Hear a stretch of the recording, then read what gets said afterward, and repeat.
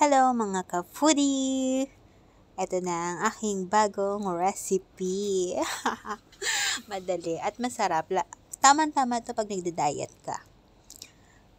Yes, kompleto Ricardo. So healthy. So start na tayo. Yan, isang breast chicken lang ang ginamit ko dyan. Hindi ko na siya napakita kasi walang patungan yung stand ko. So iniwa-hiwa ko lang siya. Tapos nilapad ko, tapos yan, binugbog ko siya, joke. Ang tawag dyan, meat tenderizer. Nasabi ko ng tama. Ayan, ganyan ko lang siya para lumapad siya and lumambot din yung laman niya. After that, nilagyan ko lang siya ng salt and black pepper. Saka konting chili, of course. Mas masarap kumain ng medyo maanghang. Alam mo yun? Kahit sa pagkatao, pag medyo spicy ka, mas masarap, diba? Yo! And then, ayan, chili flakes ginamit ko dyan. So, lalagyan na natin yung bali stuff niya. Mortadilla ang ginamit ko, hindi ham.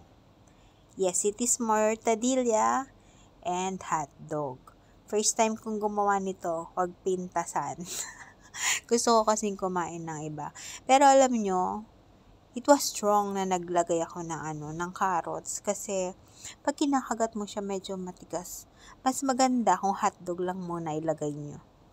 So, ayan, hindi ko na napakita kung paano ni-roll. Pero alam nyo naman, diba? Ganun lang kasimple yun.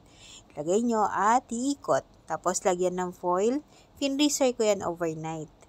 Kinabukasan ko pa siya niluto. Yes. Tapos, ang ginawa ko sa kanya, ayan, pinapakita ko pa. Binalot ko siya talaga. Kasi, pag hindi mo binalot ng ganyan, hindi siya magro-roll, hindi siya magdidikit-dikit. So, ayan, hindi ko pala napakita start. Sa kawali ko lang siya iluluto. So, ayan na, shortcut, hindi ko pala napakita paano ko siya hiniwa. Inalis ko yung magkabilang dulo para maganda-ganda ang slice.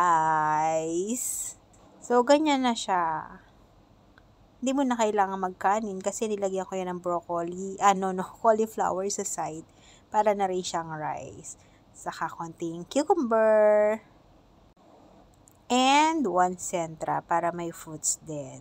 Diba balance na balance? Thank you guys for watching. Bye!